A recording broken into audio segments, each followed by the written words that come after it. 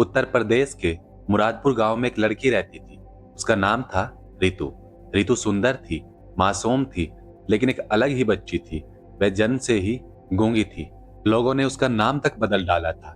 कोई उसको गूंगी बोलता तो कोई उसको अभागिन बोलता, और कुछ तो कहते ऐसी लड़की को पालने का क्या फायदा जो कुछ बोल ही ना सकती हो। रितु की मां निर्मला देवी एक विधवा औरत थी। उसके पति की मृत्यु रितु के जन्म के 1 साल बाद ही हो गई थी। घर में बस दो ही लोग थे, माँ और बेटी।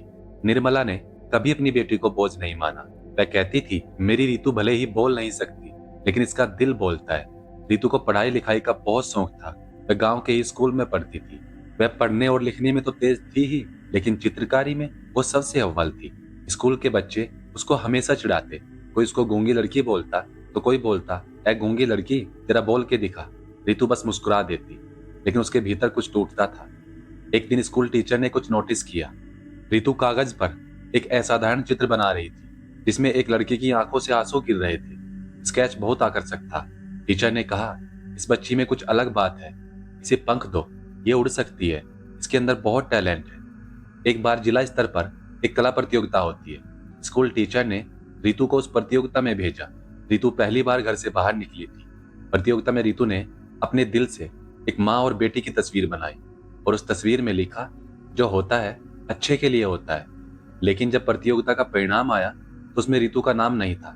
रितु निराश हो गई, लेकिन उसकी माँ ने उसे समझाया, रितु याद रखो, जो होता है अच्छे के लिए होता है। तुम हिम्मत मत हारना। अगर अभी नहीं हुआ तो इसका मतलब ये नहीं कि कभी नहीं होगा। हो सकता है कुछ बड़ा परिणाम तुम्हारा इंतजार कर रहा हो। एक रात तेज बारिश हो रही थी, बिजली कड़क रही थी।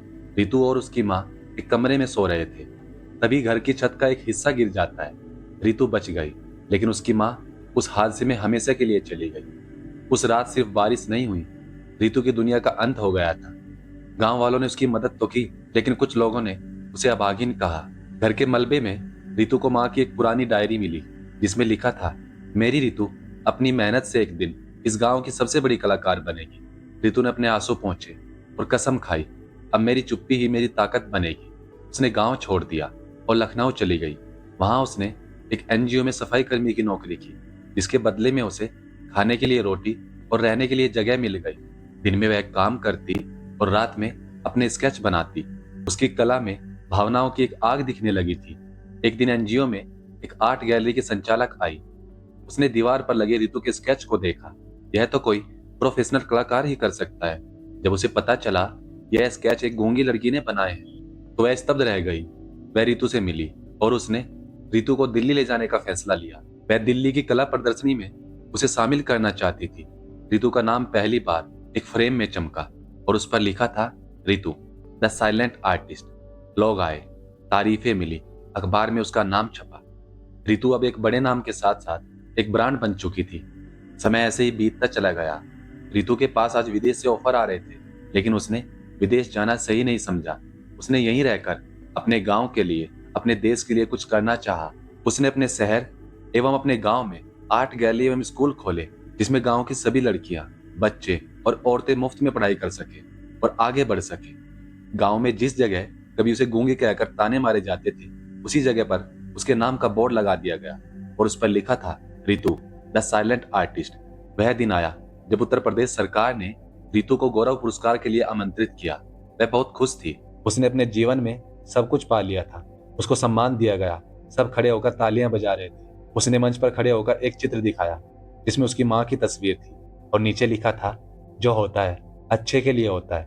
रितु बोल नहीं सकती थी, लेकिन उसने दुनिया को सिखाया कि कभी कभी चुप रहकर भी बहुत कुछ कहा जा सकता है। इस कहानी से हमें यही सीख मिलती है कि जीवन में जो भी हमारे साथ होता है, चाहे वह दुख हो, अपमान हो या अकेलापन हो, वह किसी बड़ी तैयारी का हिस्सा हो सकता है।